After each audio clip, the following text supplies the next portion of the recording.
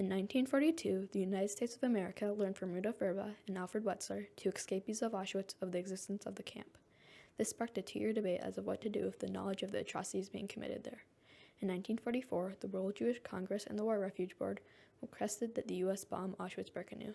However, the Allied powers were reluctant to do so because of the possible effects of such a large-scale response, sparking a 2-month-long debate. They considered bombing a number of sites, including either the train tracks to Auschwitz or the gas chambers in Birkenau. The U.S. eventually abandoned the negotiations, not wanting to show favoritism, the possible killing of prisoners, and needing to save supplies for D-Day. After D-Day, however, Auschwitz was liberated, efficiently letting the prisoners go. Many believe it was a good thing that we didn't bomb Auschwitz because of the possible killing of prisoners. On May 20th, 1940, the Nazis and Hitler made Auschwitz. Auschwitz was a German concentration camp used for holding Jews, homosexuals, enemy forces, and political figures. Auschwitz had 3 parts: Auschwitz, Birkenau, and Monowitz.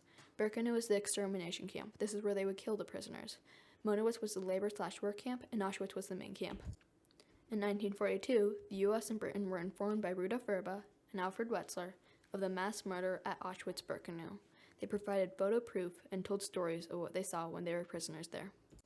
On May 16, 1944, the World Jewish Congress and the War Refuge Board put to action with the U.S. Army and Franklin D. Roosevelt their idea to bomb Auschwitz.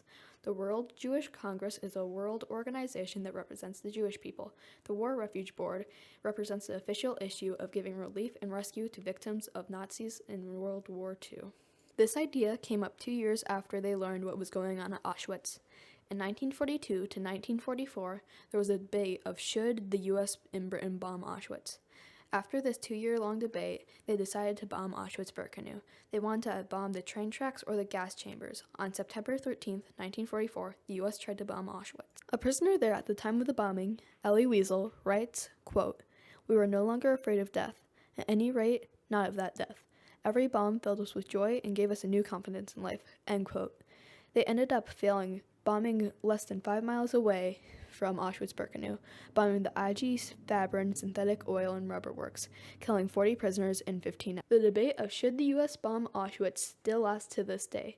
Some people believe as a result of not bombing Auschwitz, people couldn't escape and died. Others believe bombing Auschwitz would kill more prisoners than help free, and could even lead to the U.S. losing D-Day. The U.S. and Britain did not try to bomb Auschwitz again while it was fully operational. They did not want to bomb it because of the accidental bombing of prisoners and because they did not want to spend supplies for D-Day. Another reason they did not want to bomb Auschwitz was because they did not want to show favoritism to the Jewish. At the time, anti-Semitism was much more common. The debate of should the U.S. bomb Auschwitz still lasts to this day. Some believe as a result of not bombing Auschwitz, people couldn't escape and died. Others believe bombing Auschwitz would kill more prisoners than help free, and could even lead to the U.S. losing D-Day.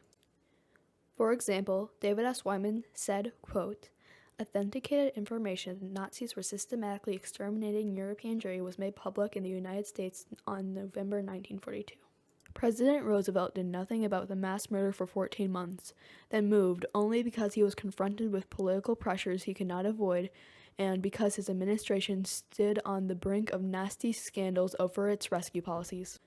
Franklin Roosevelt's indifference to so momentous and historic event as the systematic annihilation of European Jewry emerges as the worst failure of his presidency. The debates now may not be between world leaders and may not have as big of an impact because Auschwitz is no longer running, but the debates now are still very heated. People tend to have very strong feelings about the Holocaust, understandably. Auschwitz was liberated on January 27, 1945, but we should never forget what happened there. After doing all this research, I would have to say not bombing Auschwitz was the right idea. Bombing Auschwitz was too risky, mostly because of the prisoners that could have been hurt. At first I thought that they could have tried at least one different approach, but then I realized after researching that there wasn't really much they could do other than bombing it. So if they weren't going to bomb it, they were going to do nothing about Auschwitz. But be aware, this is just my opinion.